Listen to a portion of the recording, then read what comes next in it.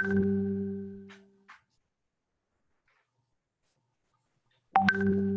morning, everyone. This is Tutiwali from TYIT, welcoming you to this webinar. As we all know, one of the best and well-known foundation that is Mukta Charitable Foundation. Today we have such a great foundation and some of its members with us for the program Spread the Science, Not the Virus, organized by NSS VIIT. So I would like to introduce MCF in short. MCF, that is Mukta Charitable Foundation, is mainly working in field of education and health. It was founded in 2005.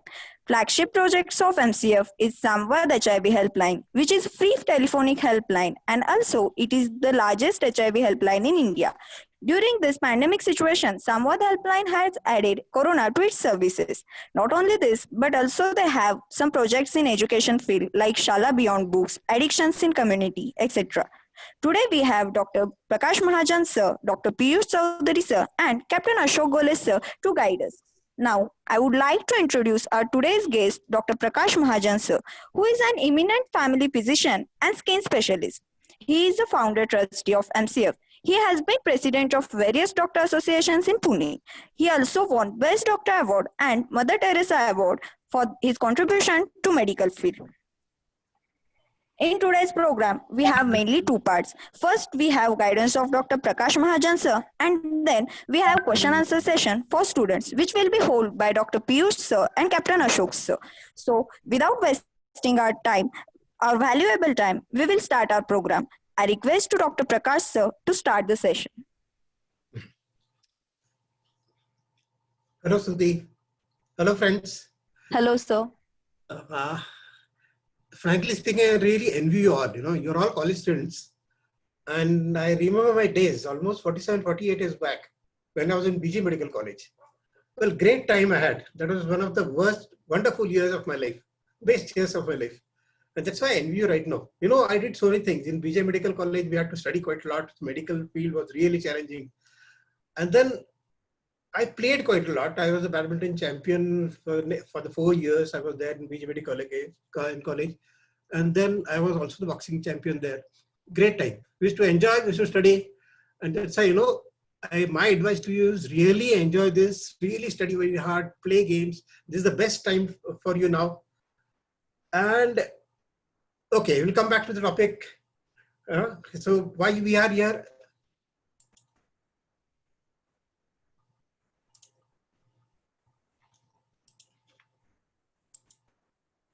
My screen is being shared or no? Yes, sir, shared. I can't see the Yes, screen. sir, it is shared.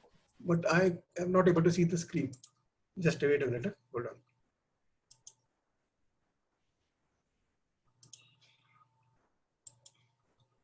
No. Rishikesh? Sir, I am not seeing my own screen. we can see your screen. Just a minute. What is that? Sir, you can reshare the screen. You have done that, but still I'm in the same plane. Sir, alt tab and check your desktop. Go to your desktop. No, come again. What did you say? You are seeing your Zoom screen, right? Yes, right. Yeah, so press alt tab and you will go to your desktop. Select that window.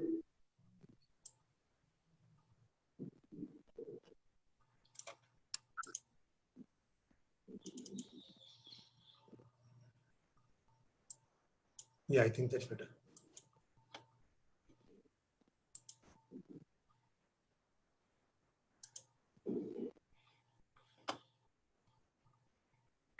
Yeah, I think that's fine. Yeah, now I'm able to. Yeah.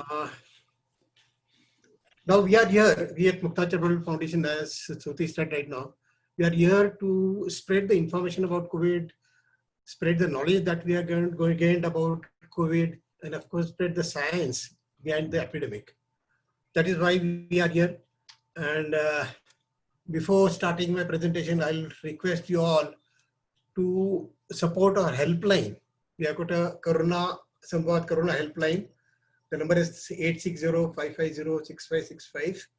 and we are trying to spread this corona helplines number all over India, so that we are 8 doctors, very powerfully prepared and knowledgeable about this particular COVID pandemic. And we request anybody from India to call us, and we can give them really authentic and scientific information. So let me start by telling you about one Devi, one Devi, that is the Indian goddess of epidemic. People are not aware of this. We had many epidemics in the past, and this is very interesting. Hariti, this was the Devi I found out during my search in the internet. She is the goddess of epidemics. She had 11 daughters, and this goddess initially was a demon, and she used to eat any invalid children. She used to eat.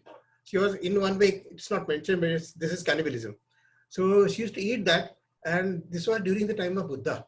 Buddha came to know about her, and Buddha was a great leader, great spiritual leader also, and a political leader, you can say right now, because what he did, to convert this particular demon into a goddess was a big challenge for him. He made him a god, her the goddess, and said, now you are the protector of children. You cannot eat children. You are the protector of children and the epidemics. And that's how it started. She became the goddess. And you can find so many statues all over where Buddhism is there, in China, in Thailand, in Manipur, everywhere. And this particular goddess ultimately became the cure of epidemics. You can see this goddess, same goddess, she has a broom. So for the last 450 years when Buddha was there, the teaching was keep clean, Swachhata. Swachha Bharat was there that time itself. So I'll tell you one incident, fact. At the turn of the century, 2018, we are really euphoric. We doctors and humanity itself are really euphoric, because we had one plague, we had one malaria, we had come over smallpox, eradicated smallpox. And during that particular conference in Munich, Switzerland, people were euphoric and 3 cheers for humanity. We have conquered bacteria, we have conquered viruses, we have conquered parasites, and we are ruling the world now. What happened after that? In 2002, immediately after 2 years, came a big epidemic called SARS, which killed almost 950 people in a very short span of 3 months. Then in 2012, again a very big epidemic, MERS, that is Middle East Respiratory Syndrome. That was in 2012. That was very big epidemic. Also, the mortality was almost 35. Imagine that, 1 in 3 people which used to die if you get MERS. Then we had this swine flu, bird flu, Ebola coming off and on in between. Now we have got season flu. Every year we get season flu, and we have got dengue, chikungunya, whatnot. And we have got now resistant malaria. Malaria we thought we had eradicated, and suddenly which is not responding to any drugs. That is what is happening. And resistant TB, that's really life-threatening. It is also not, many of the patients are not responding to the conventional drugs which they should respond to. And now we have got the biggest epidemic, that is a pandemic called the COVID-19, as you're all aware of this. So it's never ending. Coming back to the Spanish flu, I told you about Spanish flu. This was 100 years back, 102 years back, 1918 to be precise. The 50 crore affected people over the world. That time it was 50 crore affected, 5 crore died.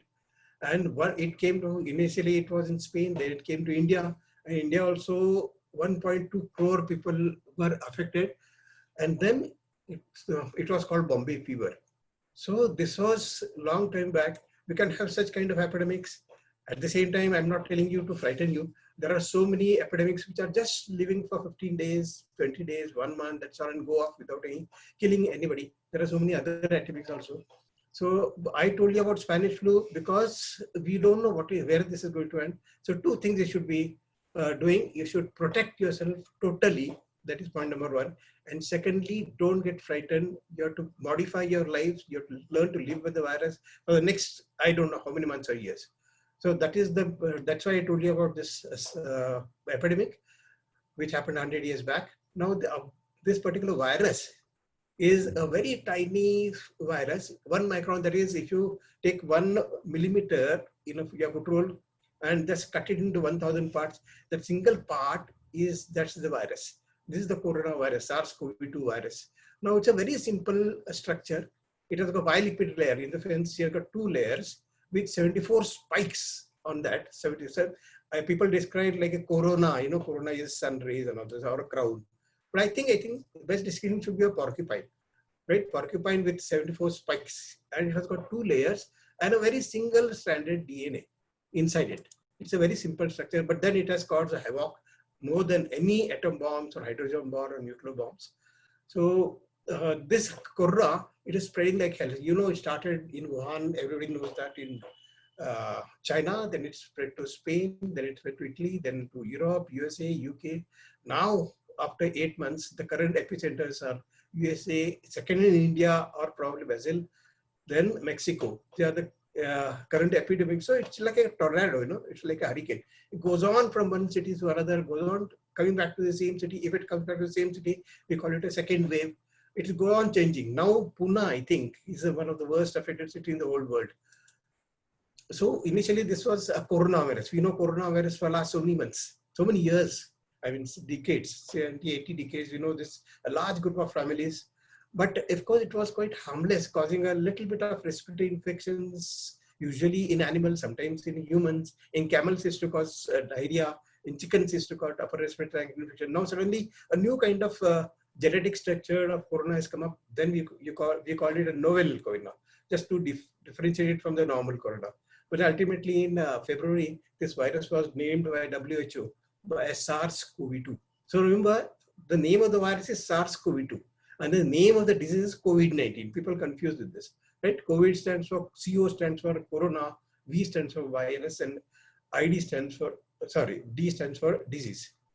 So this is the structure I was talking about. Outside it looks something like this, right? With like a spike, 74 spikes. Inside there is a single-stranded RNA and a nucleus, and there are two layers. And these two layers, one is, it's a lipid layer. That is very important. Why it is very important? Because you have to understand, being a lipid layer, it can just dissolve with soap and water, right? So how does it attack the human cell now? Now, once it enters the respiratory tract, that is the throat, that the lungs, once it attacks, that spike, that is a protein spike, gets attached to the human cells, not everywhere, where there is an entrance that we call ACE2 receptor, ACE2 receptors. It can get attached only to that side and a few other sites. Then it enters, the virus enters the human cells. And you know, virus and bacteria, there is a difference. Virus cannot survive without a human cell or an animal cell. It cannot survive long in outside environment, more than 1 or 2 days. It has to use the machinery of the human cell. So it goes inside, uses the machinery of the human cells, the cytoplasm, the nucleus, etc. And then it proliferates. Now, remember, one single virus going into the human cells, I won't go into details of what transcription and translation, there are so many steps, but that one virus can develop into 1 million viruses. And that 1 billion viruses then come out of that cell and start searching for another cells with ACE2 receptors again and attack that. Remember, one virus is going into 1 million. See what is happening in the human body. So people get confused, and I know everywhere, this is false negative test, this positive, I cannot be positive, this is all kind of churcha is going on everywhere. And people are misunderstanding what is it. See, the test that we are doing, RNA-PCR test, is there for almost 3 to 4 decades. We are doing it for so many viral infections, bacterial infections, what. So it is a very superfine test. It cannot make a mistake. The mistake is about the time, and the mistake is about the method of collection.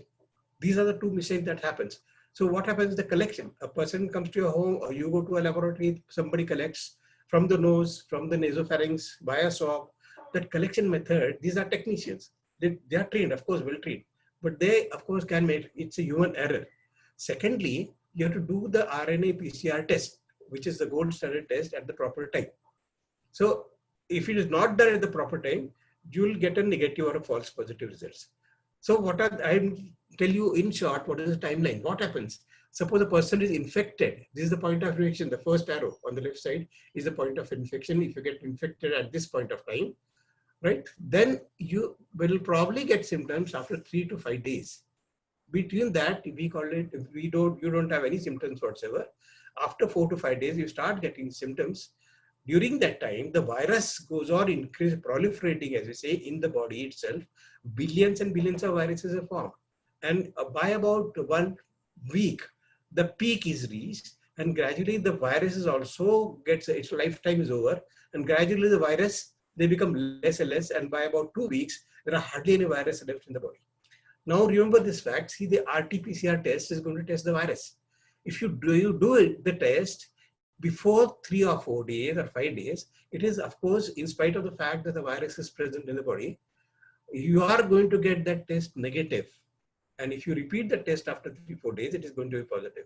Now again, after 15 days, if you test that particular person's, it is going to be negative because there are hardly any virus left in the body, right? Now I'll tell you, so it is going to be false negative. Now what about false positive? False positive is RNA-PCR is positive done after the 14-day or 15-day period. The whatever false positive test we are getting, if was the virus, dead virus, it's a very sensitive test. If you can detect also the dead virus. So what you are getting is a false positive test, and the virus is a dead virus. You don't have to bother about it at all. So that is false positive. I told you a bit in detail, but I think you should understand this, because otherwise people are just getting confused by this false negative and false positive reports. Now again, there is a confusion about the period. See, there are parameters, period for which you can infect others. It is -2 plus 8, very simple. It is -2 plus 8. -2 means what? 2 days before the symptoms, you are contagious. You can infect others, right? And plus day 1, let's say symptom, you get fever. 8 days after that, you are contagious. After 8 days, you are not contagious because the virus is dead by that time. So remember this period for which you can infect others. Suppose one of us or I get infected today, I have to be very careful for the next 8 days. Today is the first day of fever. Then I don't infect others. So I have to quarantine myself or isolate myself for 8 days. Right? Again, -2 is what? You have to, this fact is very important. You are infectious to others even when you are not symptomatic. That is called the asymptomatic period. So that is why this particular virus is playing havoc. Right? People don't know whether the person in front of you has been infected or not. And he goes on spreading the infection for the 2 days. Now, period in which you can develop symptoms after the contact. Right? This is one term I think you should understand. We call it the incubation period. So suppose I get infected today, I'll develop my symptoms after 3 days, 5 days, 8 days, 10 days, up to a maximum of 14 days. After 14 days, there's hardly any patients who develop any symptoms after this 14 days. So this is the period of quarantine. So when you go into the order of quarantine for 14 days, it means you might develop symptoms, and once you develop symptoms, you become highly contagious. You're already contagious. That's why this 14 days period is there. So I think these are two very simple terms. One is the incubation period, that is number 2. And the first is the contagiousness period. That you should understand. And what happens if you see this particular disease? I thought it has got a big range. People can get infected and don't know about it. They will never develop symptoms. Almost 60 to 70% of the patients will not develop symptoms at all. After 3 months, some antibody test is done, they realize, oh, I was infected 3 months back. So they don't know at all. So this is one range, that is left side of the spectrum, let's say. Right side of the you get a very severe disease where people can die.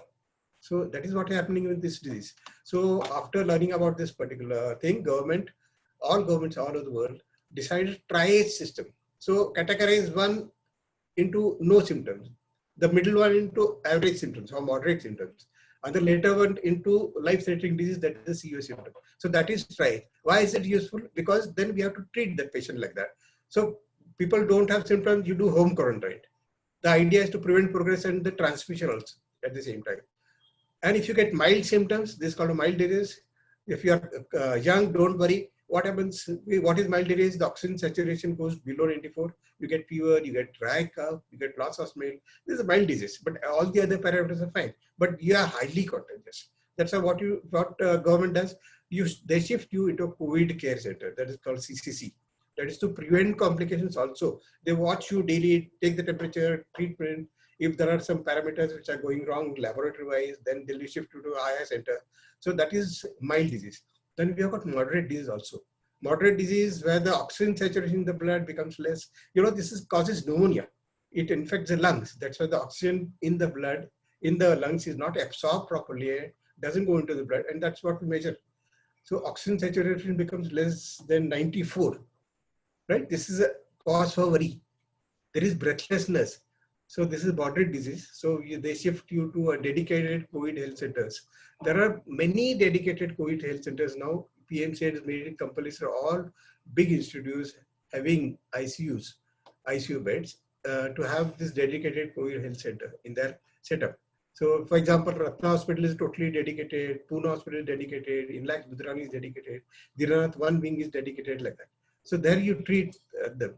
And of course, in serious condition, in severe disease, where people develop breathlessness, right? They have to be shifted up to a very ICU center that is called a dedicated COVID hospitals. There are all kinds of facilities are there. There are ventilators, and of course, they treat you with oxygen, then give you antivirals, then give you steroids. And only 5% of the total population which is infected will land up in an ICU setup or dedicated COVID hospitals. And there is high mortality, of course, in this particular. We try to save that particular. And how does it develop? Yes, how does it develop? What is the? It is some people say just a flu. I'm not going to bother about this. I got flu 3 years back. I got flu 5 years back. Nothing going to happen to me.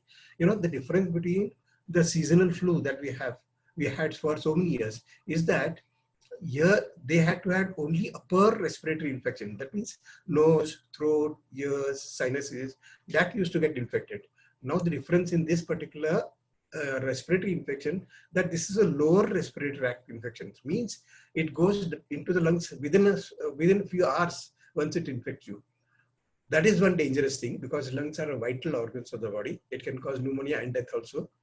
It can, and second biggest problem with this viral infection, it causes us something called cytokine chemical storm. Means it has got the capacity to produce chemicals by our own body, which can destroy the lungs also. And it can spread, those chemicals can spread from the blood to other organs of the body, like the heart, the kidney, the intestines, the brain. And then it is a multi-organ disorder syndrome, we call it MODS, which causes death, because the lungs is destroyed, the heart is destroyed, the kidneys are destroyed, the intestines, the brains. So many organs are attacked by this particular virus and these chemicals. So this is what happens. That's why it's a dangerous virus. Now remember, the heart, the kidneys, the pancreas, the lungs, in a very robust individual, very healthy individual, is very strong. So once the chemicals and the viruses attacks these particular organs, usually nothing happens. The recovery is very smooth.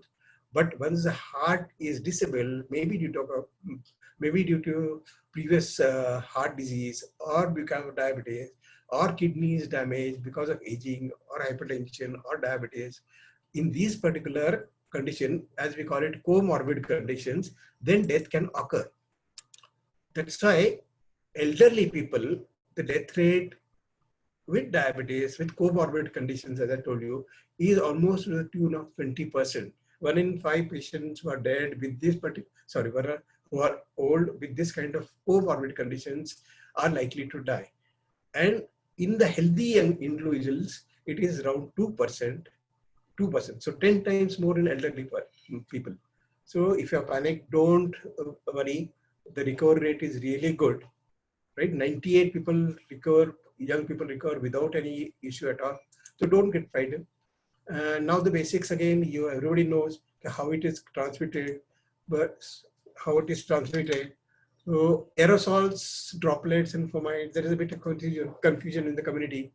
I'll talk of common fomites quite easy. It is contract to the surface. Suppose a person who is infected coughs, sneezes. Then what happens? The virus goes and lands up on, let's say, on your table, and somebody else comes and puts hand on the table.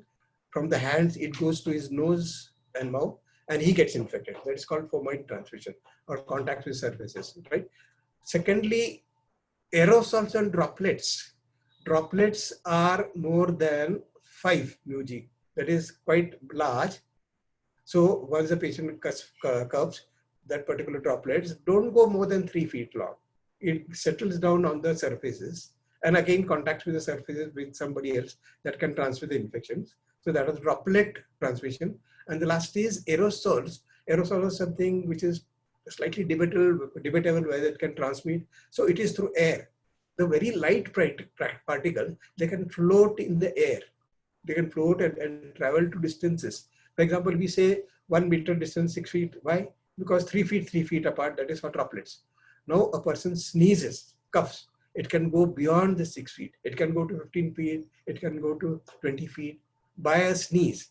And it can infect the person who is around in that vicinity. So this is aerosols. That's why there was a fear when WHO declared you can get aerosol transmission also. But that debate is totally different. We won't go into that right now. Now, simple things. So we have 3 modes of transmission which I established. Now, as I forgot to tell you, there is a lot of controversy. It can transmit through fecal matter. It can transmit through blood transmission from mother to child. Well, nothing has been proved, and probably not. It is not going to be transmitted like that. Now, standard precautions you have to follow: sanitization, mask, and social distancing. You have to remember this SMS. There are only 3 standard precautions to be followed. 102 years back, how was that particular pandemic go away? They followed the same precautions. SMS, that time itself, we got photographs from that. This is what they followed.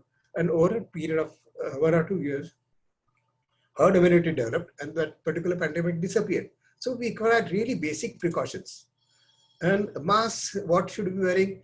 Best is, of course, the N95 respirator mask. But these are to be reserved for health purposes, for personnel, for who work in ICU, for police people. For those people, it has to be reserved because imagine 130 crore population. If everybody wears N95 respirators, how are they? They are going to be definitely lacking in numbers. So we always say that doctors in ICUs should be wearing N95. Lay people everywhere who are in the streets, they should wear a surgical and a medical mask. That's the ideal thing. We call it a triple layer mask. Nurses wear it in the wards. You must have seen that it's a triple layer mask. Of course, if you don't have anything, you can wear any kind of cloth mask. In the community where the transmission is very low, cloth mask is also going to work. And our second thing is sanitizers. 70% alcohol that you have to use. 70% alcohol sanitizers are the only effective one. Not the 30 or 40% whiskey or rum. They are not effective at all. To clean surfaces, you have to use sodium hydrochloride 1%. That a la bleach or some bleach, you have to mix with a bucket full of water, 3.5 caps. That makes it 1%. And you have to wash the surfaces, the floors, with sodium hypochlorite. So of course, this is not required if there are no positive patients at your home. Otherwise, you have to use this. Soap water is best. I told you it's a lipid virus. You have to wash hands frequently for at least 20 seconds. We don't know about Dettol, Sevlon, Bitorin, whether it is effective or not. Let's not go into that debate. No, so third is social distancing. Especially when you're from college, now the unlock 4 is coming up. People are, especially college people, of course, we can understand that young people don't want to get locked up. So, but I'll give you 7 tips why social distancing should be maintained. How? You have to know the risk. Okay, this is risky going outside. You have to know that. Otherwise, you'll never follow the social distancing. You maintain a social distance in the sense I see so many people from colleges. They gather. There are about 7, 8 people, girls and boys. They are not maintaining social distancing, and it's at all. The distance should be at least 6 feet. That you have to maintain. Then of course we have to wear face covering. I tell them you wear face covering like girls do in Pune. So that is more protective over that mask. That you have to do and keep it short. Keep it short. I see so many college students. Of course, they have met after a long time. They were meeting for 3 hours. No, keep it short as possible. Meet for only 15 minutes, 10 minutes like that. And of course, are you serious? That is very important. It's your peer group. Someone will say, okay, what is wrong? Yeah, nothing happens. Are you really mad? No, everybody should be serious about this thing, social distancing. That is only one of the 3 things that is going to save you. Now, smaller alternatives. If you are going to meet 50 people, don't do it for a conference. See that you get only 5 people, right? Red can be online. So such kind of alternatives. And location is also important. We had Petas, Sadashipet and Budhwar Peta, all those things, which was highly contaminated once upon a time. Don't have a meeting in that particular location. So these are the things you should follow. Then, of course, I told you the weak heart, the weak lungs, the weak kidneys, the weak liver, they are going to be attacked and they are not going to survive. So, of course, this is basic. Then keep yourself fitter than the aggressive virus. So, exercise yourself well, go into the open areas, exercise yourself well. So, what happens if you get contact with a positive person? First thing to remember, if you're young, don't panic at all, right? If you're old, still there is nothing to panic if you don't have any comorbid conditions, right? So first thing, if you don't have some of the family members or somebody outside in your office or in the college is positive, you quarantine yourself, because I told you the incubation period is 14 days. So in that 14 days, you can develop the symptoms. Within 5-6 days, of course, the average period, but 14 days you have to quarantine yourself. So that two things, you don't infect others, and you watch out for the symptoms. So that is what you do. Then you do a RT-PCR test on yourself, whether that person has infected you. If it is negative, probably you are in that -2 still. So you have to repeat after 3 days RT-PCR.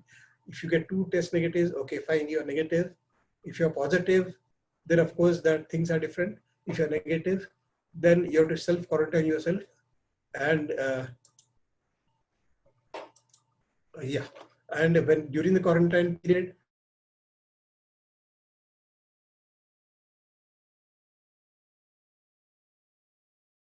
you have to see that your temperature remains, you must have seen it. It is put on the forehead and the temperatures within microsecond, the results are there.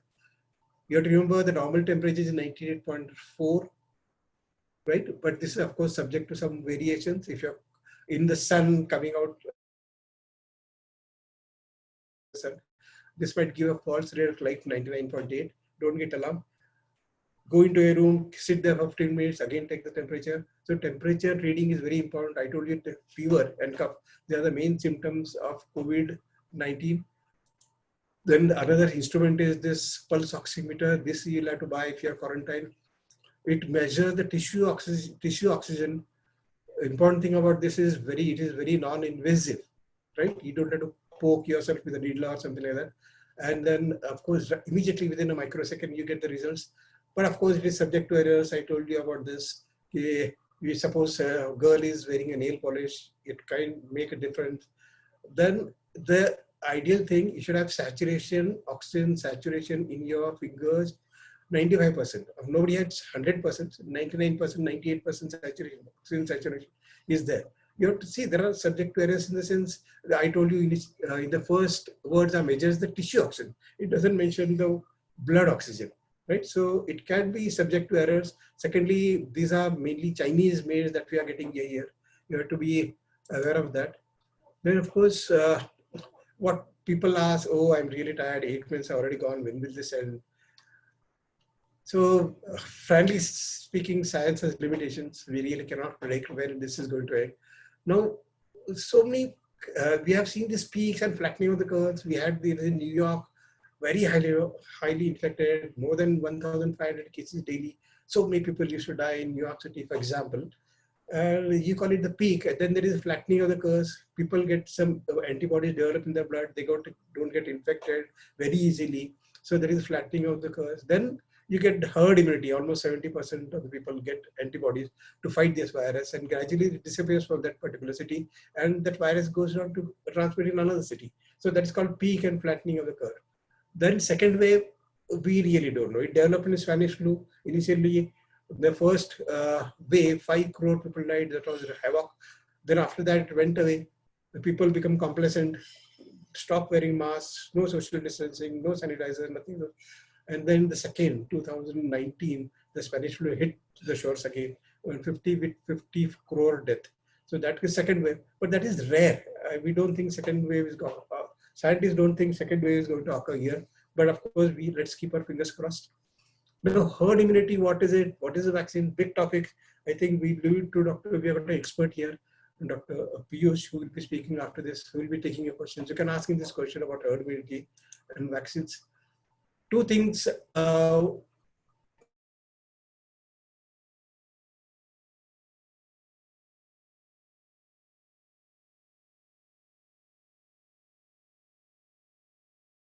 don't bother about this. I see about this epidemic at all.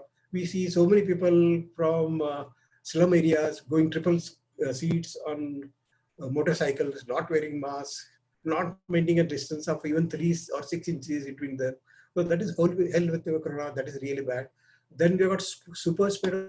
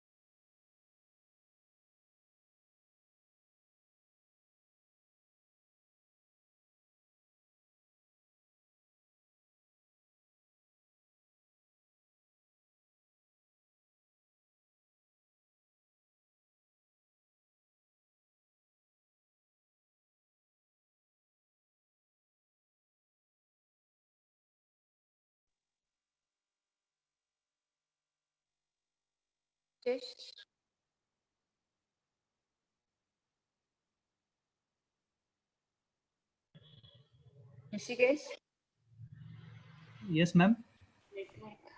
Sir logout झाले का? हो sir. Okay 2 मिनिटात join करतील तोपर्यंत 2 minute wait करूया. हो हो.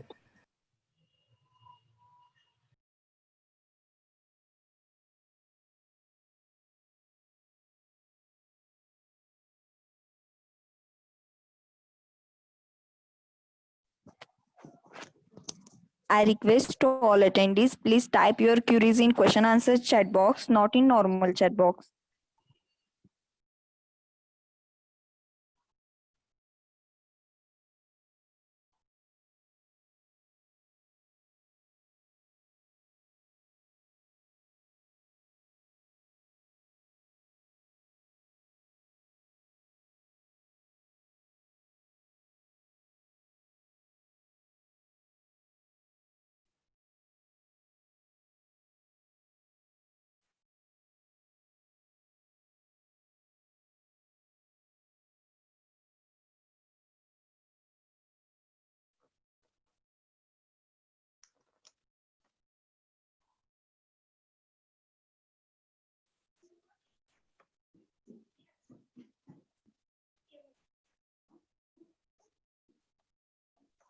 Ashok sir हो.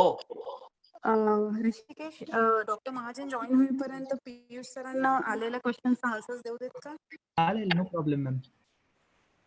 हा अशोक सर. पियुष सर तुम्ही आहात? Yeah, I'm there. Ashok sir जेवढे क्वेश्चन आले तेवढे पियुष सर आन्सर करतील. ओके. पीयूष सर नमस्कार. नमस्कार सर. एक मिनिट अशोक सर. हा. ऋषिकेश इंट्रोडक्शन. हो, एक second. Yes, ma'am. Yes, ma'am. So by the time we will take our question answer session, and which will be held by Dr. Piyush sir and Captain Ashok sir, I would like to shortly introduce them. Dr. Piyush sir is an infectious disease specialist. He is associated with Jahangir Hospital, Pune and Polaris Hospital in Wakad. He has completed postdoctoral fellowship in infectious disease from Hinduja Hospital, Mumbai, and his DNB General Medicine from National Board of Examination. Another one is Captain Ashok sir, who is ex-merchant Navy captain, retired as Harbour Master of Pipavav Port. He is one of the trustee of MCF since 2012. He joined the MCF because of his intent to help community. He has worked on the various projects of MCF. He can carry his social attitude with any hat on his head very well. He will be moderating our today's session for us. So without wasting time, I request to Dr. Piyush sir and Captain Ashok sir to start question answer session.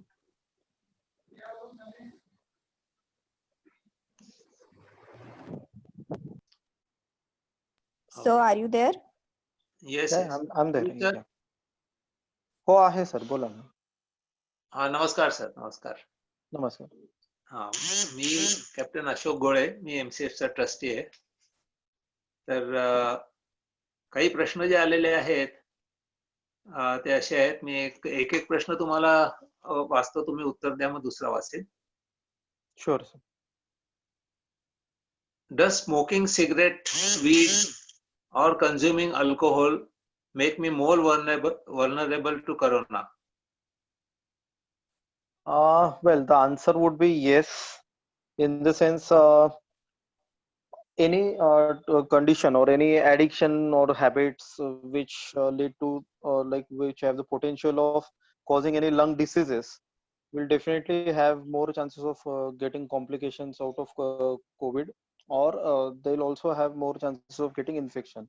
And in general also, uh, alcohol intake, especially chronic alcohol intake, is associated with increased risk of various types of pneumonias, not just like viral, but even routine bacterial pneumonias.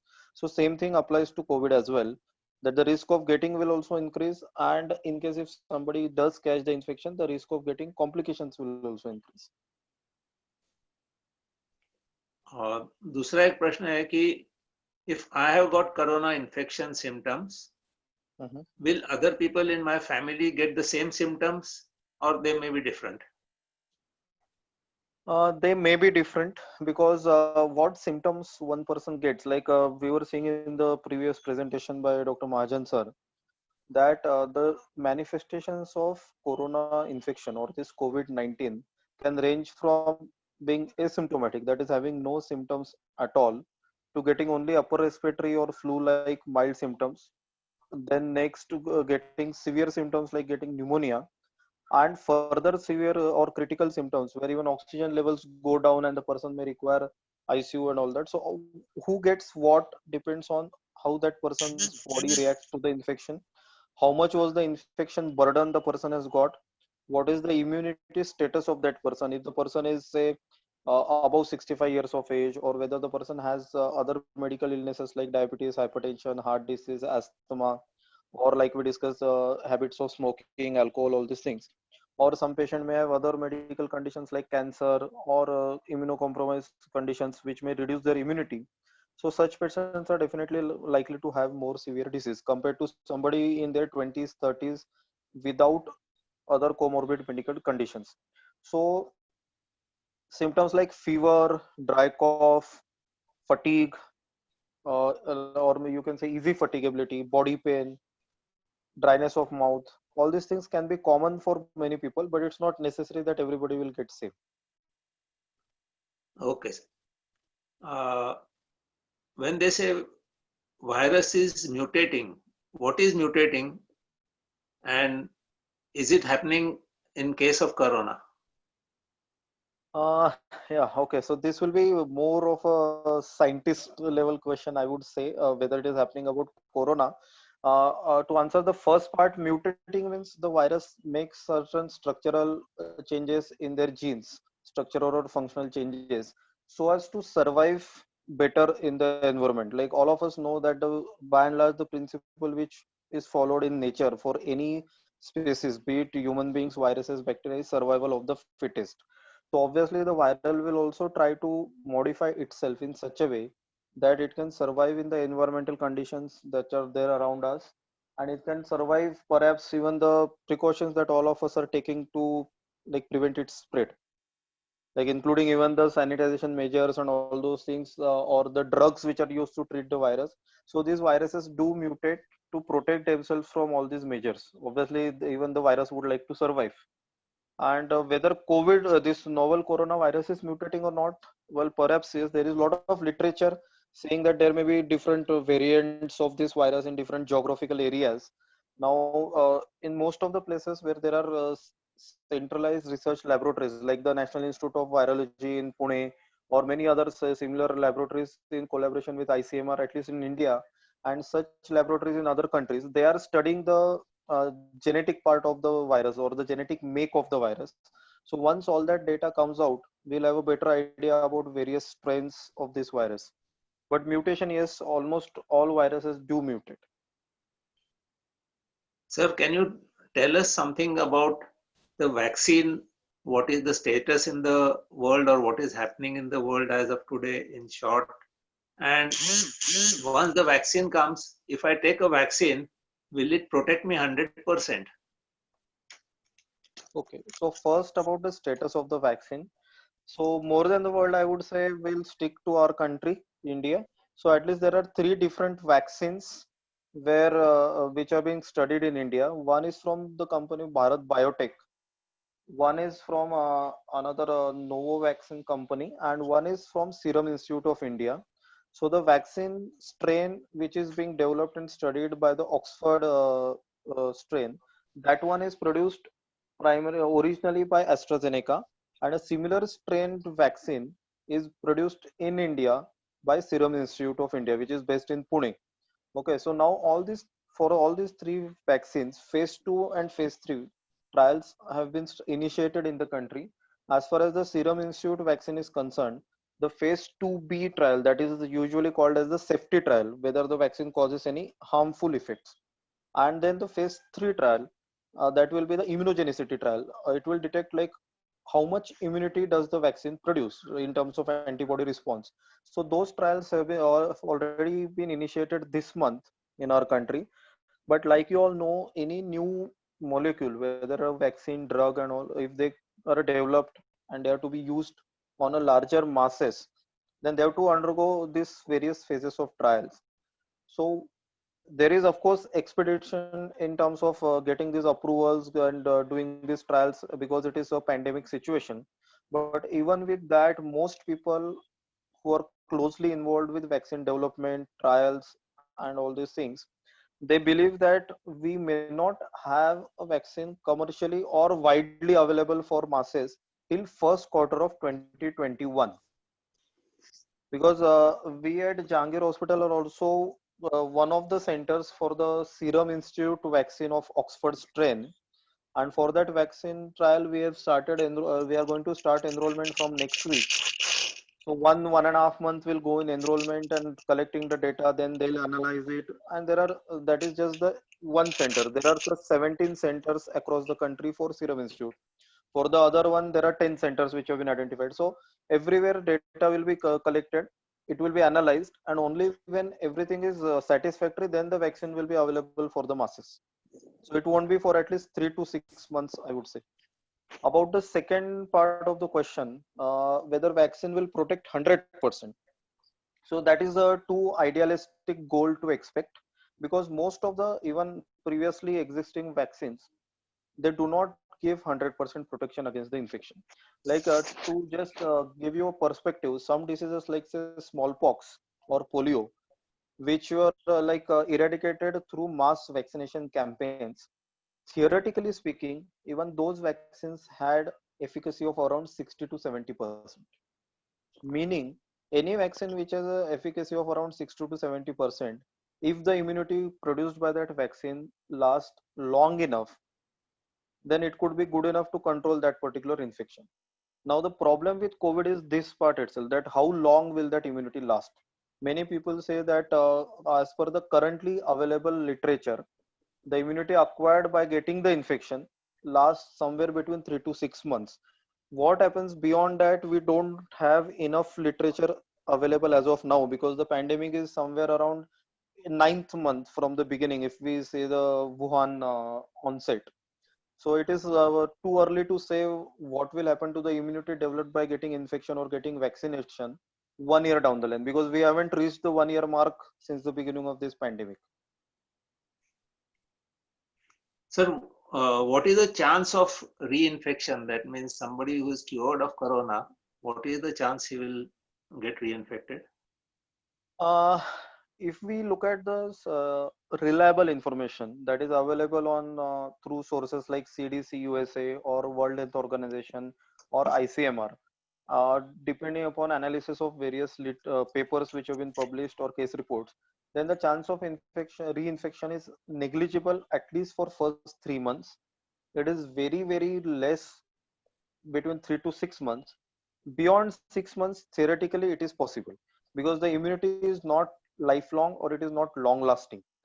So what this also means for you and me is that even if you get the infection, please don't stop following the precautions. Once you get out of your isolation period, start going out, start socializing again, please don't stop the 3 precautions that we are taking. I mean, getting infected does not mean that now you have got the kavach and like you have become a Superman, you are not going to get it again. You may still get it. Uh, okay. Then what is the meaning of airborne infection? Yeah. So as Dr. Majan sir was discussing in his presentation, droplet, aerosol, airborne. So airborne is something which spreads through the air that we are breathing. In short, I mean, all these terminologies depend on the particle size of that particular infective agent, then how long that agent survives in the environment, given the temperature and humidity conditions surrounding us, and then how much crowding and everything is there in our surroundings. So airborne infection, the most classical example if I have to give you is pulmonary tuberculosis. So TB is something which spreads through air. So even through the air that we are inhaling. So somebody might have coughed in that particular room or office or our surrounding few minutes back, but those bacilli remain in suspended in the air for quite some time, like at least few hours after that. So somebody else comes in there, inhales that air, can get infected. Droplets are very small particles, so they have but they have a higher molecular weight, if you say. So they settle down on surfaces. So once say if I'm talking loudly or if I cough or sneeze, the droplets which are coming out of my mouth and nose, they will settle down on the surfaces around me if I haven't covered my mouth or nose properly. So the spread is for a limited distance from that person who is shedding those droplets when it comes to droplet infection. Whereas air you cannot hold in a closed space for too long, so it is going to spread at other places. So something which is airborne is likely to spread on a much longer distances compared to something which is droplet borne, which will remain restricted to 3 to 6 feet or 1 to 2 meters. Okay, now as far as COVID-19 is concerned, the spread through aerosols or droplet is absolutely proven. The spread through contact with fomites or commonly touched surfaces around us on which these droplets may be deposited. That was a big topic of discussion in the initial 2-3 months of the pandemic, but now there is enough literature saying that that is a relatively low risk mode of spread. The main spread is through droplets and aerosols. Now the third thing which is coming up in last few weeks is about airborne spread of COVID. So is it airborne? Grossly speaking, no. It is not exactly like TB in the sense it is spread. Otherwise, we would have had even like 100 times more the number of cases by now in a like largely populous country like ours. But in closed settings, like if you have a very small meeting room where there if there is not enough ventilation and there are one or two people who are having the infection and they are coughing very badly and shedding large number of virus particles, in that closed space it can be airborne for some time. And that's why it is very important to avoid crowding in smaller closed spaces or poorly ventilated spaces. Okay, sir. This is a question. In New York and Italy, why it is that in these two places there were more casualties? Okay, so that is perhaps not true anymore. I mean, in the initial, initial weeks of the pandemic, the epicenters were in Italy and New York. So if we see step by step, then first, why it spread so much in those places, especially the places around Milan in Italy. Then all these places, if we see the business patterns and international travel and all that, those places were quite closely linked with China, like the fashion market of in around Milan in Italy, or the leather market especially. So that is closely in trade and business with places like Wuhan from China. So there are large amount of like travel between those two places. So that's why it spread in those places first compared to other parts of the world. Second, if we see average age of the population, then relatively in places where the survival or life expectancy is better, they are more likely to have a population above 65 years of age, which I believe, as per what I read, it was around 23% of their population was in that age bracket, compared to countries where the life expectancy is in 60s or mid 60s. The population above 70 years or 65 years will be less than 10 to 15%. So the aging population, which is the main susceptible population in terms of getting the infection as well as getting the complications, that is more. Third part was like we discussed in the first question, that smoking is associated with higher risk of getting infection as well as getting complications.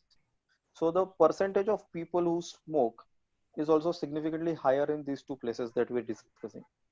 In those parts of the country, Italy, where the outbreak was particularly bad, and also in New York. The fourth factor, like in any pandemic or epidemic, the places which are affected in the very beginning usually tend to have higher mortality. Because see, when there is something novel like this novel coronavirus, in the initial few weeks, understanding of what we are dealing with is usually not that good. We don't know what symptoms are going to come, how to diagnose, how to treat, and things are evolving. So in pandemic situation, it is always said that it is better to get the infection 3 or 6 months later compared to getting it in the first 3 to 6 weeks, because perhaps somebody who's getting now has better medicines also available to manage those complications compared to somebody who might have got it in February, March. So all these factors collectively contributed that. But as if you follow the trends from February going towards June, then as their testing everything increased, especially in United States, and as the denominator kept on increasing, that is the total number of cases diagnosed were more and more, and more stricter measures were taken in terms of isolating those patients properly, then the percentage mortality started dropping. Even in India, or even closer to us in Pune, if you see, in the very first few weeks, like towards the end of March, I would say, when we started having more number of COVID patient, and then it increased over the last 3 4 months. So initial 1.5 month, the mortality figures were in excess of 10%.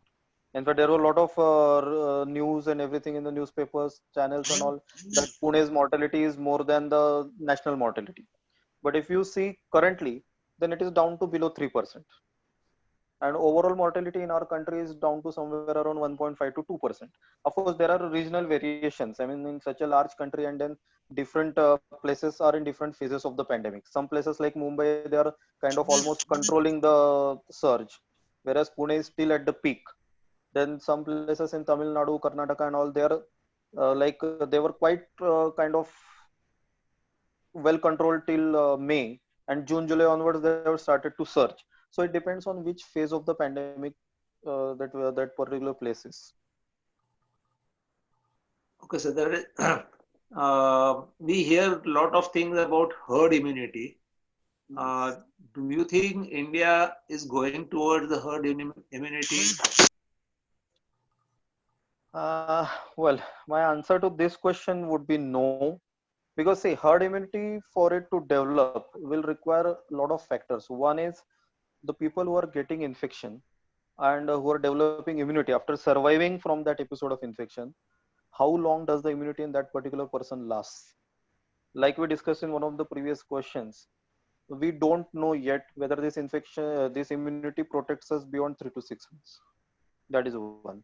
Second contributory factor, if not from active infection, then it has to come passively through vaccination. So even with vaccine, it is like a very ideal situation to expect a vaccine which will be 100% protective. By and large, we are going to get a vaccine which will be somewhere around 70 to 75% protective. Again, third part, if the virus keeps on mutating, like most of the RNA viruses do, then the strain which can be prevalent after 6 months or a year may not be the same as the strain from which we get protection through the current vaccination. I don't want to sound very pessimistic or negative, but what I want to highlight here is, don't try to avoid taking the common three proven precautions of this social distancing, mask, and sanitization, with the hope that let us all get infected and develop herd immunity. That's a very dangerous mentality, because that is kind of starting to develop in many communities. I'm saying that people say कि हो जाना है तो हो जाने दो, at least immunity आ जाएगा, कितने दिन तक घर में बैठने वाले हैं.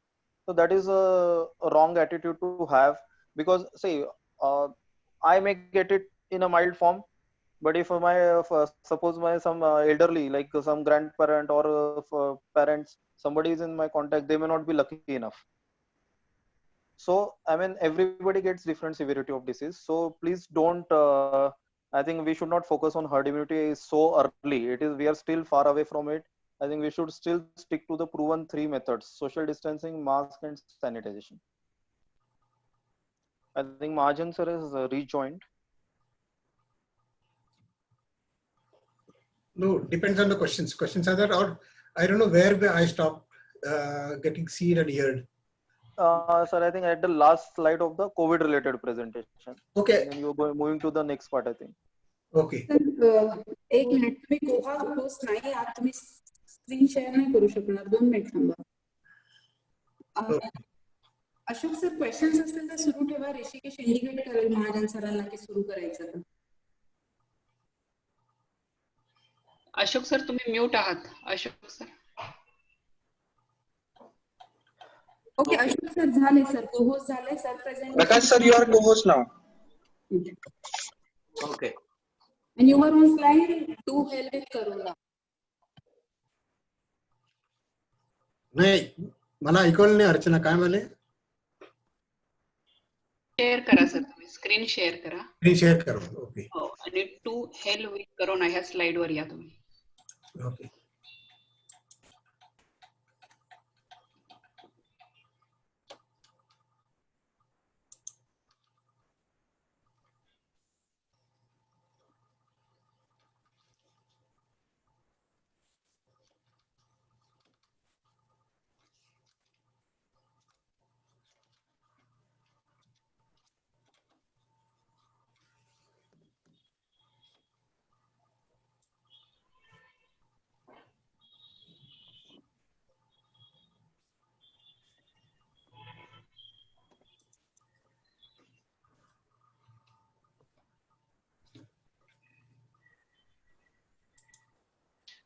नेक्स्ट स्लाइड सर, त्याच्या पुढची.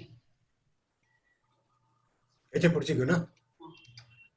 Yeah, almost Mitesh, though Rishikesh was telling me there are two kinds of college students. One who are really say hell with Corona. This I said. This I told you, no? About this super spreaders from Delhi and from Hong Kong and from New York and from. Yes. Yeah, very good. So there are other people who are totally locked themselves out, not going out at all, and then like a prisoner to like Shivaji Maharaj, who was there in Sivagarh for almost 6 months, like that. So you have to try to get a mean, right? You have to do everything with taking full precautions. That is the thing. And there is always silver lining. You have to look at the bright side of this particular epidemic. Of course, it is not the proper time to say that, but maybe after a few months, we'll be changing our whole attitude towards this particular pandemic. Then there are so many positive sides. Climatic change. Just before this monsoon, I used to see, look at the sky, I used to go on the terrace, and the birds were really humming, and the sky was so clear. The roads, there were hardly pollution on the roads, which you see because of rickshaw buses. So that climatic change was there. Now that road accidents have reduced to a great extent. Otherwise, Bombay Pune road with the road accidents, so that people used to die like anything. Now there are hardly any road accidents. Rapid digitalization, why I should tell you that. You all know about this because you're engineers, but suddenly we doctors have become techno-savvy. That is what we are seeing. Suddenly there is a big jump in our technology. Otherwise, we doctors know only about medicines. So many booms, meetings are there. There is Zoom bombarding also. And of course, we are enjoying our family times. We never used to get it before. Doctors otherwise, because they work till 10 o'clock at night, 11 o'clock at night. They have to go out during the night time. But now we are finding that there is something called family time. First time in so many years. TB infections have gone down because people are wearing masks. Other respiratory infections, of course, we are not seeing, which you used to see right now. That is a big thing that we are seeing. Now this minimization with capitalization. Initially, we used to require one office for our work. Then we wanted the whole floor. Then we wanted the whole building, a big complex there. Now we realize, why do you require the office at all, right? For a simple, we can work from home. We don't require the office at all. So many people have stopped giving up their offices. They don't require money for that. New dresses, so many things we have to go to 5-star restaurants. We don't require. We get everything at home. So that is, expenditure has gone down. There is minimalization versus capitalization we used to have. The whole world is now fighting against one single virus. That is the biggest. They are all united. In spite of everything, they are united in fighting against the whole virus. That is a big advantage. Now, this is just an observation. my personal observations, no offense meant to 50% of the people who are sitting over there. What I have observed is female leaders are outperforming males. For example, in the USA, India, Brazil, UK, all male leaders, Modi is there, Trump is there. And we have got a severe pandemics there. And New Zealand, Germany, Finland, Taiwan, there's hardly any cases detected. There are very few cases detected. And those people are led, the presidents and the prime ministers are females. Well, just an observation, couldn't mean anything. Now, yeah, I'll come to the topic which has not been dealt under Corona. One is college addictions. Rishikesh was telling me you dealt something about this in college. Of course, we at Mukta Charitable Foundation, we go to so many colleges. We went to BMCC, Ferguson, modern colleges, and teach them about addictions, how detrimental to the health, the mental health, these particular addictions are. These three, alcohol, weed, and smoking, and smokeless, that is Gutka. These are really bad for college students, each of them, because let's seek alcohol, of course, alcohol, the time to study for all medical students, are usually after the colleges. That is the time they get. And if they spend time taking alcohol at 8 o'clock, not straight up, that is really bad for their college life. That is one thing. Apart from that, side effects, next day morning also, they are bad after taking alcohol. They cannot study, they cannot concentrate. Some people who don't go to colleges. That is about alcohol. Weed, of course, is very dangerous. You'll say, of course, this has been legalized in America, in the whole of America right now. But the causes are totally different. Why weed has been legalized. It is weed, of course, can eat up your brains. It can cause you loss of concentration, loss of memory. That too, short-term loss of memory and long-term loss of memory. So imagine in college, a boy who has learned something about 3 days back and he doesn't remember anything right now what he has learned. That is short-term memory loss. And even long-term, that capacity to hold up to whatever that goes on. So many scholar students ultimately start failing, and those people come to doctors. He was so well, his 10th mein to itna badh gaya. He got 98% marks, he got to this college and that college. Now he's not studying at all, he can't. So weed is one major reason of scholastic backwardness in college students. So you may think it is not causing any physical injury. Yes, I really accept. It is not causing much physical injury, but mentally it can play havoc. And once it has played havoc in your college life, then of course you can imagine what is going to happen to you. Smoking, as I think Dr. Piyush just told you, it is bad. Even one single smoke is bad in this particular epidemic. And there are so many addictions, I won't go through it right now. We could have a separate session for such kind of addictions because it's a very big topic. Now, how do we avoid all this? Saying alcohol is bad, weed is bad, smoking is bad, this is one thing, but how to avoid?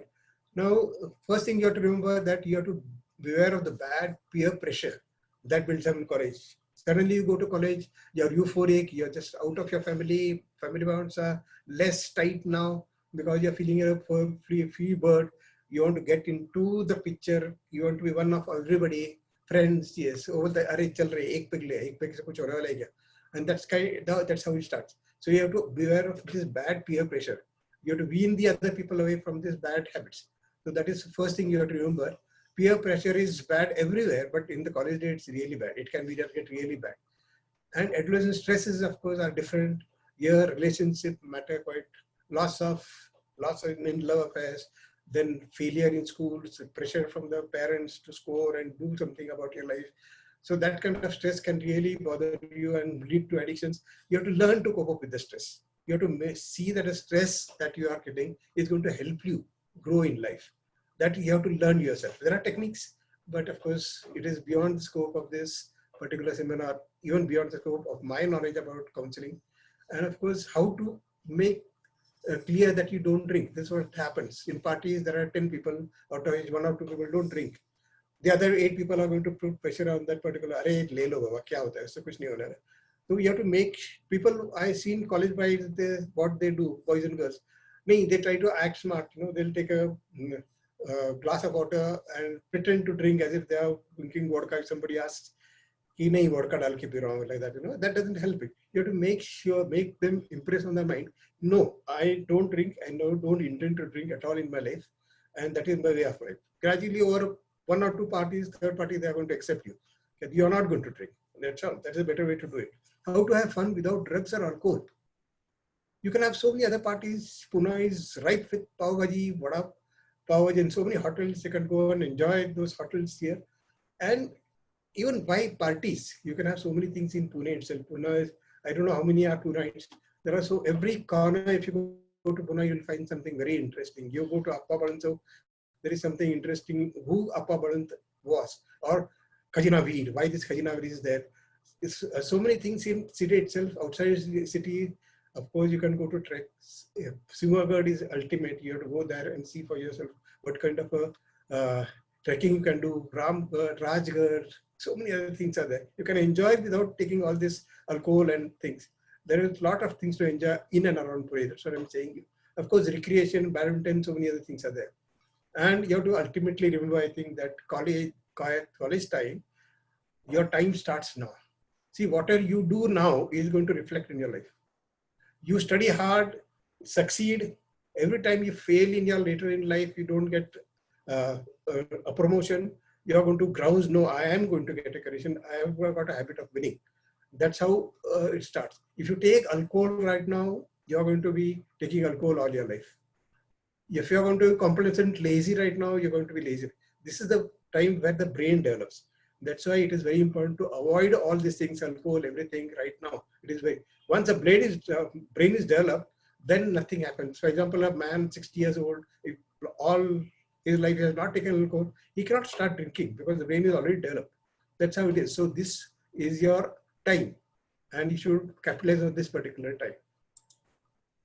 Then one of your friends who has gone too far, he has taken a lot of alcohol, he takes them, he's a friend, you want to help him, how do you go about it? So don't advise under the influence of alcohol, but when the effect is over the next day morning and the effect is still to wear off, you cannot advise him after 3 days.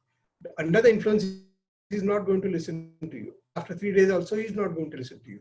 The next day morning, when you got a severe vomiting, headache, that time is the time when you tell them, advise him. Don't insult him about his behavior next day. Don't force him physically because during that alcohol episode, because it's a technique that has to be taught and learned. Don't lecture, but give real life examples, right? Lecturing is the worst thing you can do. You know, you have to experiment again real life examples in the sense, don't say, Sanju, picture dekha kya, usme kya tha, Sanjay Dutt ne kya dekha, wo bahar aa gaya. Those kind of examples not help, but it's somebody in the neighborhood, some of his friends who really got out of this, give them examples of real life examples. Tell them you're always there. If any time he needs, if he feels like taking alcohol, tell them just give me a phone call. I'll come there and deviate you from that kind of thinking. Keep an open line of communication. Again, that is very important. Encourage to involve in social, recreation, extracurricular that I told you right now.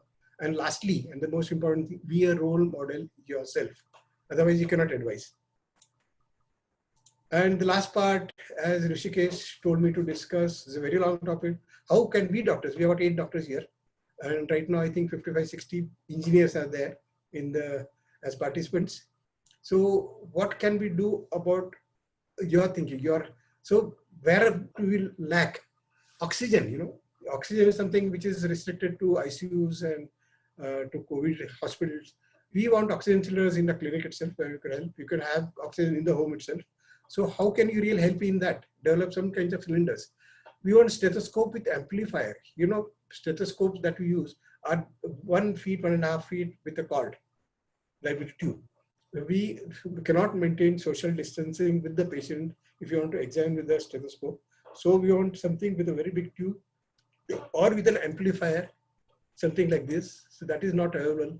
We want a good pulse oximeter, thermal gun. These are defective and subject to so much variations. And all Chinese made. We want an indigenous pulse oximeter. We want some innovative acrylic sheets barriers. You know, we try to keep distance from the patients who are infected. We have barriers like we have in so many shops and banks. Then instruments to recycle gowns, masks, caps, and the clinic itself. We have to carry back our gowns and masks at home where we are there and then bring them again next day. We have to have an instrument to recycle the gown in the clinic itself. Fumigation methods are very crude in the clinic, in the operation theaters. There is we fumigate the operation theaters, but we have to keep it closed for 12 hours. We cannot keep our clinics closed for 12 hours. Then instruments to sanitize groceries, then protective gear for cool children, children, the schools might open maybe in a month. We want a total full gear for school children to be developed. Then we want a rapid diagnosis of pneumonia in the clinic itself. We have to refer the patient for CT scan to some COVID hospitals when the patient is lost to follow up. We want a rapid antigen card test where we could do it in the clinic itself. Again, once we refer the patient for an antigen testing, the patient is lost. The patient doesn't go also, 50% of patients don't go for testing because they fear. Then we want some measurement for the taste and smell loss. People say, I lost my smell, but how do I know? I have to believe that particular patient, but then there should be an instrument which can measure the taste and smell loss. We want a fogless face shield. After 5 or 10 minutes of examine the patient, fog collects because of our breath on the face shield that we use. And then we have to take out the face shield, which is the very purpose of having a face shield. Then we want to create a database of COVID patients in the clinic in a very easy manner. And there are so many others where doctors and engineers can collaborate, think over it, what we require, and then you can develop it as startups and with innovative ideas. Finally, let me tell me about our Mukta Charitable Foundation. We have got many projects, but I'll just tell you about 2-3. Samvad HIV and Corona Helpline is our flagship project. We have got one branch in Pune, one in Bihar, and it is one of the largest HIV helpline in India today. We have been operating this for the last 15 years with almost 15 to 20 counselors. Then another big project that we have is Shala Beyond Books. Our team goes to many schools in and around Pune and teach 7th, 8th, 9th standard students about life skills. That is not geography, not history, mathematics, nothing of the sort, but they tell about life skills in children. We have, that is one of our major projects. Then another major project that we have is We Can. We teach about addictions in the community. We go to colleges, we go to schools, and of course we conduct seminars for doctors, for psychologists, and counselors who go into the community and go to the day population and tell them about addiction, ill effect of addictions, how they can wean away from it, and of course many other projects which I won't discuss right now. So thank you all. I think you can continue to take questions with Dr. Piyush, Dr. Gore sir. Thank you. Yes. Thank you so much, Prakash sir, for giving us your precious time and valuable information. It will be beneficial for us. Thank you so much. Now I think we will continue with our question answer session. Ashok sir, are you there? Yes, I'm here. Okay, so please continue. Okay, there are quite a few questions. One question: does excessive use of sanitizer have any effect on skin? Yes, because the sanitizer to be effective for viruses like COVID, it has to be a sanitizer with alcohol percentage in excess of 65 to 70%. So that does cause dryness of skin in some people. Some people who may be allergic to one of the components of the sanitizer may get allergic reactions like even dermatitis or eczema.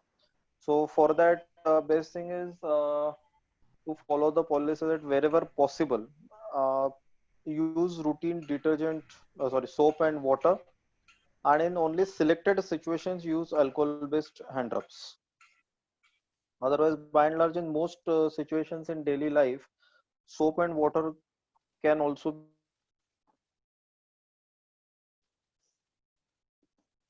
washing your hands with soap and water, and at least 20 to 30 seconds when using an alcohol-based hand rub. Okay. Many people suggest that drink hot water, kada, take steam. Is it really helpful in preventing corona? Well, I would say no, because drinking hot water, taking steam, taking warm liquids like tea, coffee, kadas, and all these things, they'll make you feel better in terms of congestion or the symptoms that you get because of soreness in the throat or cough, cold, all these things. But remember, this virus invades inside our tissues, and to burn the tissue lining, or the epithelium, the temperature required will be in excess of 50-55 degrees. So that will burn our whole throat if we drink something that hot. So with routine steam and warm water which we use for gargles, it is not going to protect from COVID. It will just make you feel little better.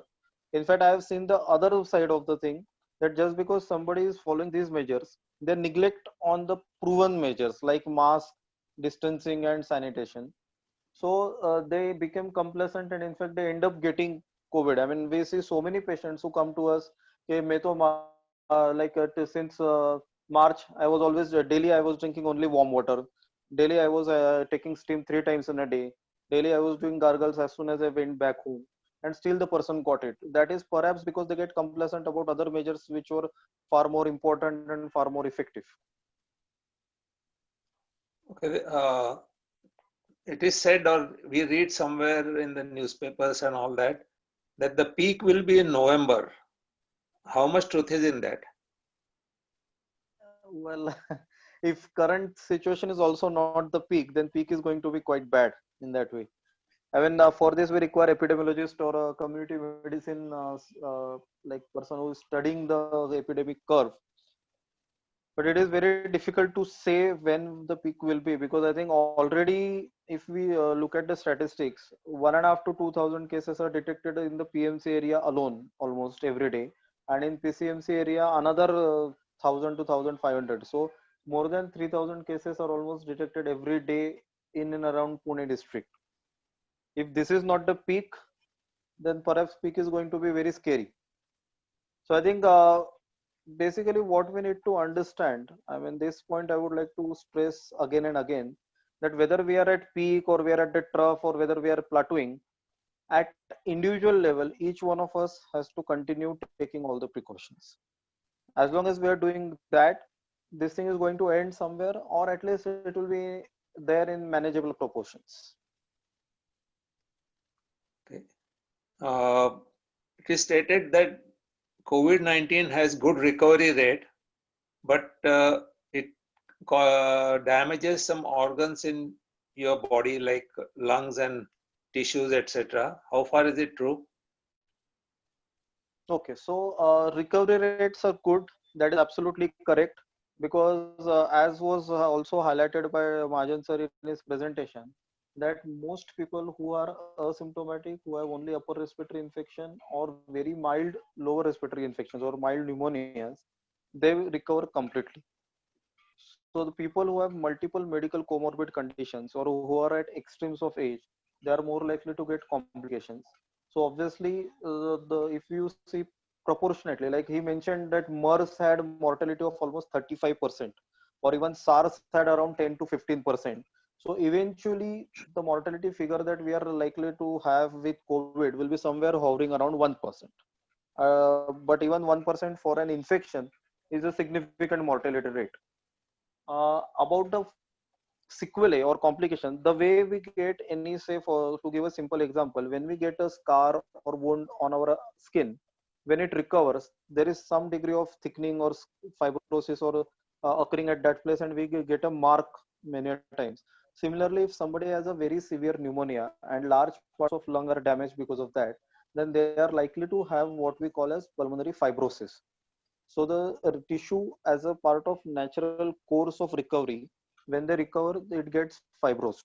So this fibrosed tissue is not sufficient for adequate oxygenation or oxygen ventilation, the perfusion that needs to occur in the lungs. So if a very small area of lung is involved, that is still fine. The rest of the lung can take care of it.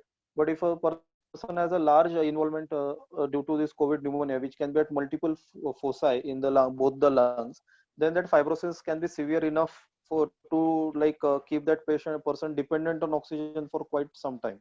And we are already seeing patients who had recovered from very severe pneumonias who are remaining on oxygen at least 2 liters, 3 liters per minute, even when they go home, for as long as 4 weeks, 6 weeks, or even longer. Of course, that proportion is less than 5% to 10% of the total pneumonia cases, and less than 2% of the total COVID cases, I would say. But those who have it, they can have it a very long-term morbidity. Okay, sir. What is meant by donating plasma? And if somebody donates the plasma, will it have some bad effect for that person who is donating? Like with blood donation, there is no bad effect for the person who is donating the plasma. That is to answer the second part shortly. About the first part, donating plasma means basically it is expected that a person who suffers from a particular infection and recovers from that. So during that recovery period, enough number of or enough amount of antibodies would have developed in the person's body against that particular infection. So this is like a ready-made immunity. Basically, say if we compare this with vaccination, with vaccine, what we are trying is we are trying to inject a very small dose of the infecting agent or the protein part of that agent, which will just enter our body and trigger the immune system to produce antibodies. Whereas in cases of plasma, what people are intending to do is to take plasma from a patient who has survived from the infection and give it to a person who is suffering from severe manifestations of that infection with the hope that antibodies in the first person's body will protect the next patient. Now the problem here is that at least as of now, the available tests to detect antibodies are not robust enough to tell us whether they are actually measuring the protective antibodies or they are just measuring the total antibodies or the binding antibodies, which may or may not be protective. Second, the response to some of my colleagues or friends who have had infection almost 3 months back and they still are antibody negative. And there are some people who never got any symptoms and they have very strong antibody titer when their titers were tested in a serosurveillance project. So who will get how much antibody response is not predictable. So again, the antibodies that are measured, whether they're protective or just binding, that is not yet robust. So therefore, plasma potentially and theoretically, yes, it can be useful, but it is not yet entirely proven that it is, of proven efficacy. Okay. I read in newspaper that corona vaccine won't be effective on obesity, I mean, obese people, I suppose. If yes, what is the reason? No, perhaps this may not be so because, of course, there are other vaccines also wherein, depending upon the person's weight, sometimes you have to give higher doses.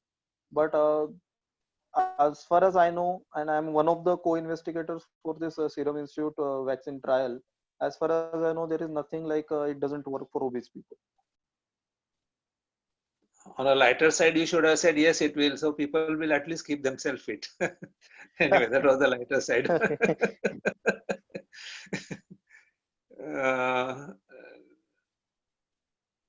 me see what are the other. Can you please tell me what is the rapid test exactly? If anyone is positive in rapid test, is that mean she has corona?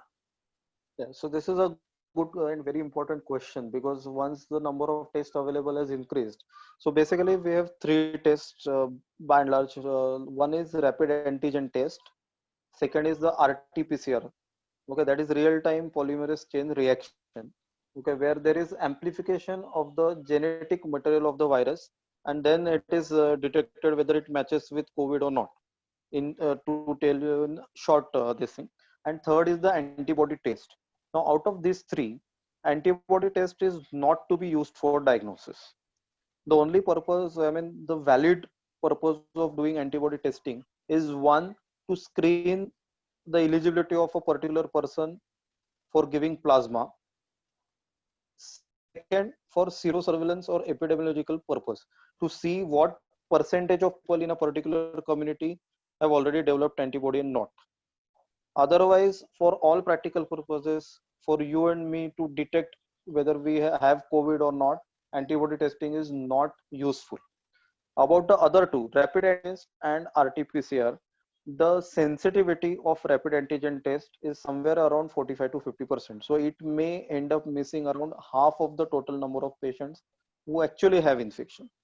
If we talk of sensitivity of RT-PCR, it is slightly better, but not 100%. So it is around 75 to 80% if collected properly.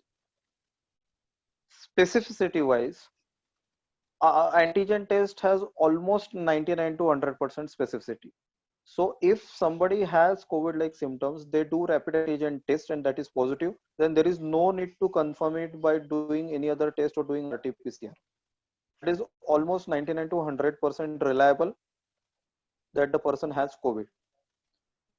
But the other side is not true. That if a person has typical symptoms and rapid antigen test is negative, then the ICMR and all the standard guidelines from ICMR, WHO, CDC, they recommend that a RT be done because that is rapid antigen test. The difference is that rapid antigen test result can be available in less than an hour, whereas RT-PCR test requires 4 hours procedure overall as a run time, and that is the only procedure time. The transportation and other things are the other factors. So time is the advantage, but sensitivity is less with rapid antigen. Okay. Madan sir, are you there? Madan sir, Yeah, coming. there is a question for you. Uh, How to recognize symptoms of general flu and corona? I think two things that you have to remember. Right now, when the epidemic of coronavirus is there, you have to assume that symptoms, which are upper respiratory, I mean, there is cold, there is cough, there is fever, are due to corona. You have to assume and go and test yourself because that could be a life-threatening illness. So you have to assume that it is coronavirus. Now, if you come to the symptoms, predominantly the other viruses like H. influenza and the rhinovirus, that will be infecting predominantly the upper respiratory tract infection areas. Like the patient will get sore throat, he'll get sneezing, he'll get running nose, he'll get headache. While predominantly in coronavirus, you get a lower respiratory tract infection. So that is true. You'll get dyspnea, you'll get a dry cough, you'll get chest pain. So these are differentiating points. But I think this is for the doctors to decide. In this pandemic, it is for the doctors to decide. As a patient, I think you should approach your doctor. Okay, I'm suffering from this disease and what is to be done. So that is the better way to do it. Clinically, 100%, not even the doctor can say, okay, this is not due to corona or this is definitely due to corona. So I think that differentiation is superfluous as far as the patient is concerned. If you get respiratory symptoms and fever and headache and chest pain, you have better approach the doctor. Okay, so one more question for you. Have cough and cold for a longer period, then is it necessary to keep doing COVID test again and again? And no other symptom? Okay. No, cough and cold for longer period is probably some other diagnosis like chronic bronchitis, asthma. It is something probably non-infectious in origin. That could be one possibility. Otherwise, if it is a viral kind of infection of the respiratory tract, usually it is short term. He has not specified the duration of that cough. If it is off and on, it is most likely to be exacerbation of a chronic bronchitis that the patient has, or probably asthma. And it is not necessary to do in such cases. We don't suspect COVID infections. So it is not. You mentioned a period of 1 month. No, as I told you, as Dr. Piyush also told you, this kind of infection usually lasts not more than 14 days, symptoms. It might not last 14 days. So after 1 month, I don't think it is really necessary. In any case, if the person is infected by this particular virus, the virus level will definitely go down beyond 10 days, 14 days, 15 days. So after 1 month, you don't expect that particular test to be positive. Okay. Piyush sir, one question for you. What is the line of diagnosis in hospitals for positive detected patients with severe symptoms? Is it plasma therapy? Now patients with mild symptoms are asked home quarantine. Well, I think he means to ask what is the line of treatment for a positive patient with severe symptoms. So basically, the guidelines which are evolving almost like initially every week, now at least every month, about the quarantine recommendation, isolation, admission or not to admit, they all depend on several factors. One is, of course, the first and foremost is available resources. If you have just too many cases and very limited resources to handle those cases, then obviously the priority for admission is given to the people who require it more or who are likely to benefit out of it more.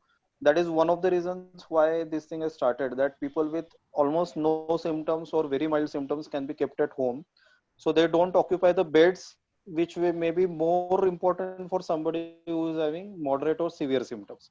That is the reason for change in the recommendations about home isolation versus what we had in March, April, that everybody who is positive has to be admitted. That was the norm till 9th of May. 9th of May, MOHFW changed the guidelines. Now about line of treatment, it is like for people who have very mild symptoms or who are asymptomatic, only supportive care with multivitamins and other measures to relieve the mild symptoms that is required. No antiviral is perhaps needed in such patients. If such a person has medical comorbid conditions which can increase their likelihood of getting complications in over next few days, then such a person should still receive antivirals. For anybody who is in moderate category or severe category, as per the classification, meaning that they have at least some degree of involvement of lungs in terms of pneumonia, either with oxygen requirement or without external oxygen supplementation requirement, then such a person should receive antiviral. If it goes beyond that, then there are several other things like whether they are in the initial viremic phase or whether they are in inflammatory phase. So if they are in viremic phase, they require antivirals. Later on, they may require certain anti-inflammatory medicines like steroids also at times if the inflammatory reaction is excess. So that is for the treating doctors to assess based on the patient's various parameters, duration of illness and all the other blood tests. Okay. By and large, as far as a patient coming positive is concerned, if the person has no or very mild symptom, if a separate room inside the house is available to isolate that person, and if the person does not have medical comorbid conditions like diabetes, heart disease, asthma, hypertension, etc., then such a person can be kept at home. If such a person does not have isolation facility at home, they can be kept at quarantine centers or COVID care centers. Need not be hospitals. They are the designated quarantine centers. The next category, mild symptoms with comorbidities, again they can be kept like sir was showing in his presentation in COVID care health centers. And then you have COVID care hospital, designated COVID care hospitals. So there you keep patients with moderate or severe symptoms who are likely to require oxygen. Some of them are likely to progress to require ICU setup or ventilator support. So depending upon severity, it is graded, so that the limited resources are not exhausted in handling the large number of cases that we are having in a short period. Okay, sir. I think thank you. Dr. Archana, you have any questions? No, Ashok sir. Have you checked the questions in Q&A section? Come again? Have you read out the questions in Q&A section? Yeah, I read out from Q&A sections only.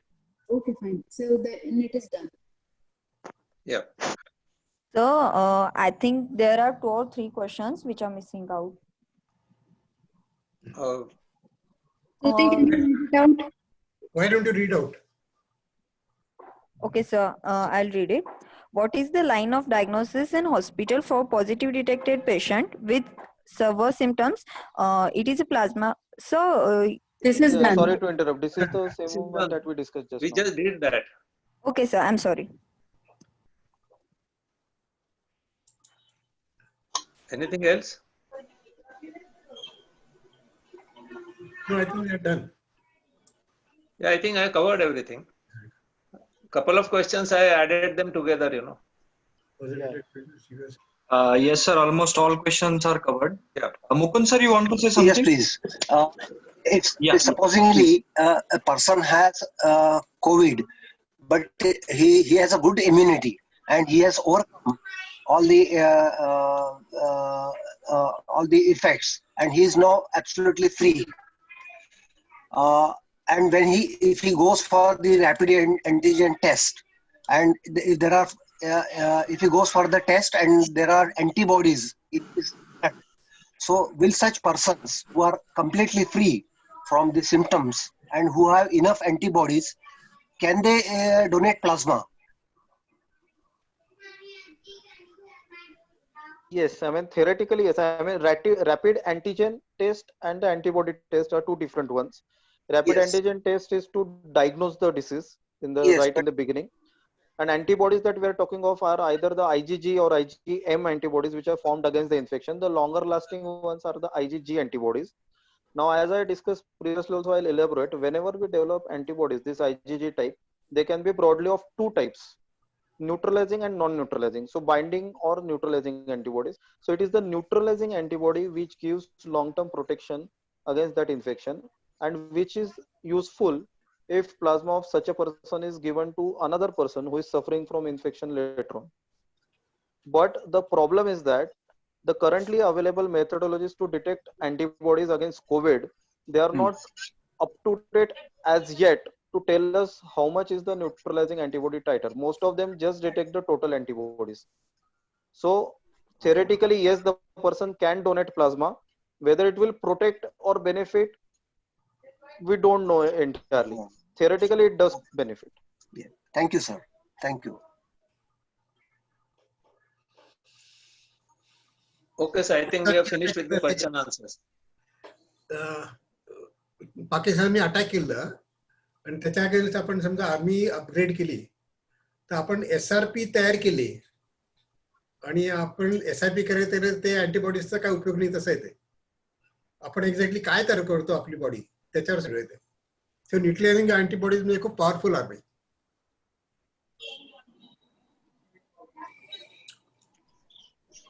Okay, sir. Okay. Two more questions there, Archana. Ashok sir, two more questions there in Q&A. Yeah. Two more new questions, sir. Manasi, read her. Yes, You can read. I can read. Okay. So, if anyone don't have any symptom, but also he was tested positive in rapid test, then he has corona or not? Piyush sir. Yeah, so as I told, the specificity of rapid test is almost 99 to 100%, meaning that if it is positive, it is COVID. Okay. Yes. So as Majan sir showed in his presentation, there is a 15 to 20% population who may get COVID but may not develop symptoms. So this person could be in such a category that their test is positive but they don't have symptoms. So such a person should follow all the isolation measures, but they may not require anything more than supportive care. Okay. In terms of treatment. Yes, sir.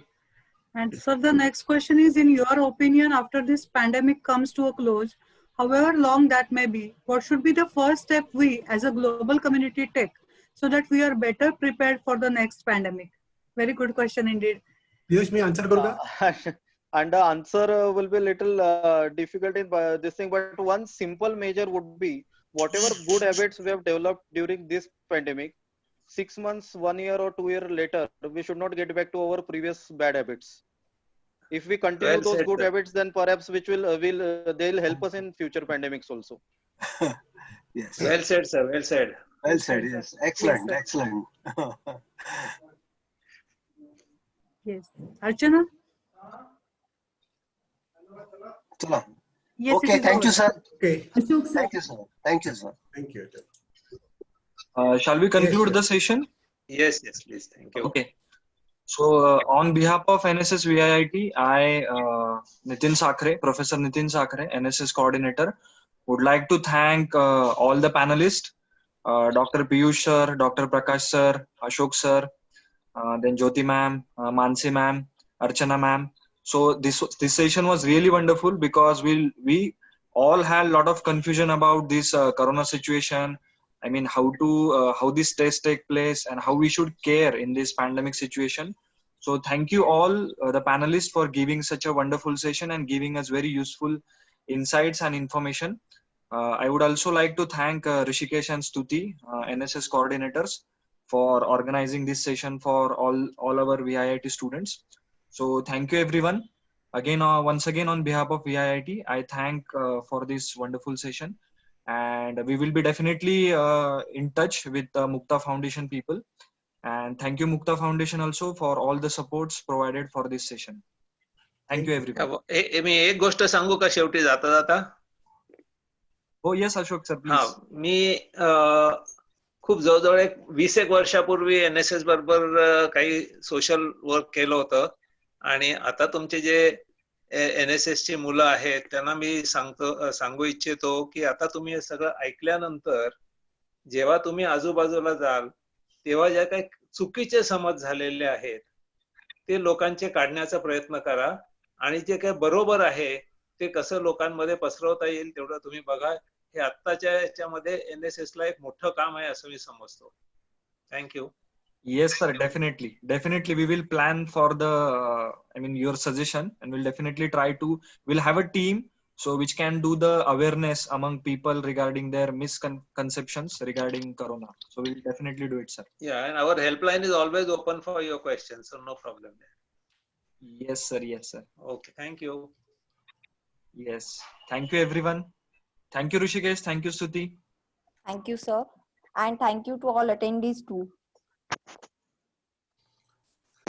Okay, thank you. Bye. Thank you. Bye sir.